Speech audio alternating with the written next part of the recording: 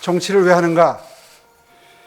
또 하나의 사다리 약속은 이런 게 돼야 됩니다. 모든 정책에 있어서 교육이 됐건 복지가 됐건 노동이 됐건 경제정책이 됐건 간에 어떤 정책이든 간에 이른바 사회유동성 지수라는 걸 개발을 해서 저는 이걸 사다리 지수라고 이야기를 합니다. 계층 이동 지수를 만들어서 우리가 왜 모든 개발 사업에 환경 영향 평가를 선행시키죠. 그것처럼 이 사다리 지수를 모든 정책에 다 환경 영향 평가처럼 선행을 시켜서 거기에서 후한 점수를 받은 정책을 우선적으로 시행하겠다는 약속을 국민들께 공약을 한다.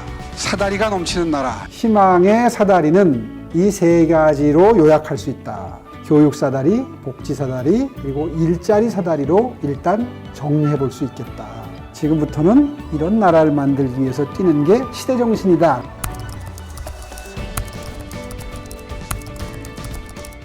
정치를 시작한 이후에 지금까지 제 머릿속에 떠나지 않는 그런 화두입니다. 이것은 제 정치 철학과도 깊이 관련되어 있는 상황이기도 합니다. 제가 선거 때 공정과 상생이라는 것을 강조해서 말씀드렸던 것이 아마 아직까지 뚜렷하게 기억되실 겁니다. 제가 오랫동안 고민해온 과제이자 여전히 현재 진행 중인 정치인 오세훈으로서의 가장 큰 숙제이기도 합니다. 이런 바탕 위에서 우리 정치하는 사람들이 어려운 처지의 사람들을 보듬고 북돋우고 또 다 함께 잘 살아가는 공정과 상생의 사회를 만들어 나가는 것이 목표가 되어야 된다고 생각을 합니다. 그래서 어떻게 하면 국민 한 분 한 분이 우리 서울 시민 한 분 한 분이 행복하실지 또 희망을 갖게 되실지 우리는 정책 비전을 제시하고 실행을 해 나가야 된다고 생각을 합니다. 그래서 저는 공정과 상생이라는 가치 아래 계층 간 이동을 위한 사다리를 놓아야 한다 이렇게 굳게 믿고 있고 기회 있을 때마다 그 점에 대해서 피력하고 있습니다. 계층 이동 사다리의 복원이야말로 지금 이 시기에 꼭 필요한 정책적 담론이라고 저는 생각을 합니다. 아시다시피 우리 국민들은 논할 것 없이 지금 상대적 박탈감에 빠져 있습니다. 본인 스스로 나는 하류층이다 이렇게 생각하고 계시는 분들 숫자가 각종 조사에 의하면 약 40%에 이르고 있습니다. 계층 이동 사다리가 무너진 사회는 양극화는 물론 빈곤도 해결될 수가 없다고 저는 생각을 합니다. 내일은 더 나아질 것이라는 희망, 바로 이 희망이 우리를 지탱하는 가장 큰 원동력이라고 저는 생각을 하고요. 그 희망을 만들어 드리는 것이 서울시장으로서의 기본적인 책무다 하는 마음가짐으로 일을 하고 있습니다. 계층 이동 사다리에는 교육 사다리, 복지 사다리, 일자리 사다리, 그리고 주거 사다리 이렇게 크게 네 가지로 나눠 볼 수 있다고 생각을 합니다. 이 네 분야가 톱니바퀴처럼 잘 맞물려 돌아갈 때 비로소 서울 시민들이 희망을 가지고 미래를 그려나갈 수 있다고 생각합니다.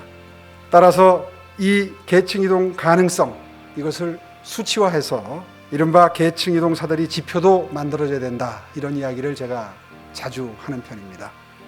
그리고 이 계층 이동 사다리 지표를 각 분야의 모든 세부 정책에 다 적용시켜서 후한 점수를 받는 정책을 우선적으로 시행을 할 필요가 있습니다. 더군다나 코로나 팬데믹 이후에 무너져 내린 소상공인, 골목 상권 이런 상황을 생각을 한다면 더더군다나 계층 이동 사다리의 복원은 가장 절실한 정책적 과제다 이렇게 보는 것입니다. 이것은 한정된 재원을 사용해서 재정 집행의 효율성을 극대화하는 것은 물론이고 우리 국민들이 정책의 수혜를 통해서 내일의 희망을 꿈꾸고 더 나은 미래를 설계할 수 있도록 뒷받침하는 작업이 될 것입니다. 먼저 교육 사다리와 직결된 것이 서울형 교육 플랫폼 구축 사업입니다. 교육 격차는 갈수록 심해지고 사교육비 부담은 가중되어 가고 있습니다. 부모들의 소득 수준에 따라서 또 지역적 한계에 따라서 학습 자원의 접근조차도 차별적이라면 그것은 공정한 것도 아니고 상생은 더더군다나 아니라고 생각을 합니다. 몇 년 동안 발표되는 서울에 있는 특히 이른바 명문대학으로 분류되는 대학들에 입학하는 통계 수치를 보면 그 각 자치구별 주소지 분석을 보면 이른바 강남 지역과 비강남 지역의 격차가 갈수록 벌어지고 있습니다. 사교육비 절감, 교육 격차 해소, 그리고 교육 사다리 복원 이것은 모두 한 묶음입니다. 이 모두 민주당의 가치와도 매우 잘 부합하는 가치라고 저는 생각을 합니다. 그래서 방금 전에 추가 경정 예산안을 심의하는 예산결산특별위원회를 방문을 해서 민주당 의원님들이 주로 계시죠. 간곡하게 부탁을 드렸습니다. 의원님들께서도 교육사다리 복원이야말로 계층 이동을 위한 가장 중요한 징검다리라고 생각해 주시리라고 저는 생각을 하고요. 그래서 정말 간곡하게 부탁을 드렸습니다. 교육대계에는 여야가 없고 지자체와 교육청이 따로 없다고 저는 생각을 합니다. 작년 코로나19 위기 속에서 전면 비대면 수업으로 학교에 등교하지 못하는 상황이 발생했을 때 서울시와 서울시의회는 아이들의 교육 격차를 줄이기 위해서 저소득층의 컴퓨터 보급 예산을 책정해서 아이들의 교육 기회를 최대한 넓혀 줄 수 있도록 정책을 시행했습니다. 그때 그 마음으로 부디 추경원안을 통과시켜 주셔서 교육사다리 복원이라는 목표를 달성할 수 있도록 도와주십사 간청을 드렸습니다. 사업 시작부터 진행 과정 그리고 목표 달성까지 이 모든 과정에서 의원님들과 긴밀히 상의드리면서 걱정하시는 바와는 달리 반드시 이 사업을 성공시켜서 내년도 이후에 이 사업을 본격적으로 진행할 수 있도록 올 하반기에 시금석을 만들어 주십사 하는 취지의 부탁의 말씀을 드렸습니다. 이 외에도 서울형 헬스케어 시스템 구축, 또 수혜자 중심의 맞춤형 1인 가구 지원 사업, 그리고 서울형 공유 어린이집 추진과 공공형 키즈 카페 조성, 청년 몽땅 정보통 등은 복지사다리, 일자리 사다리와 매우 밀접하게 관계 있는 사업들입니다. 서울형 헬스케어 시스템 구축 사업은 도시국가인 싱가포르에서 시작한 루미헬스를 벤치마킹한 사업입니다. 기존의 어르신만을 대상으로 한 어르신 건강관리 사업과는 분명히 차이가 있습니다. 또 서울형 헬스케어 사업은 생애주기 개인별 맞춤형 건강관리 서비스 제공이라는 목표를 가지고 시범사업을 거쳐서 성과를 평가한 후에 전 시민께 서비스할 예정입니다. 갑작스럽게 닥치는 질병 위기에 사전적으로 대응함으로써 의료비 부담으로 인한 가계 경제 위기 등을 선제적으로 차단하기 위한 목표도 있습니다. 의원님들께서도 잘 아시고 계시는 것처럼 국민 의료비는 지속적으로 증가하고 있는 상황입니다. 이것은 취약계층뿐 아니라 중산층에게도 크게 부담이 됩니다.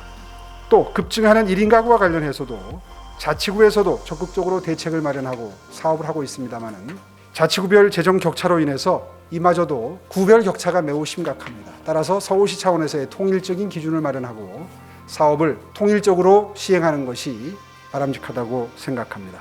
계층 이동이 작동하는 사회만이 역동성이 넘치는 성장하는 사회, 그리고 성숙된 사회라고 저는 굳게 믿습니다. 이번 추경에서 의원님께서 우려하시는 바를 잘 알고 그 점을 최대한 성실하게 그리고 열정적으로 설명드리도록 하겠습니다.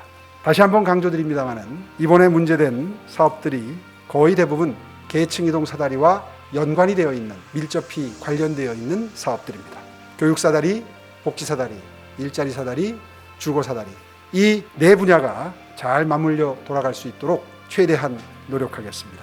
이번 추경사업뿐만 아니라 앞으로 발표될 7월 중순으로 예정이 되어 있는데요. 서울 비전 2030의 모든 실천 과제들도 이 계층이동 사다리 복원과 밀접하게 관계가 되어 있습니다.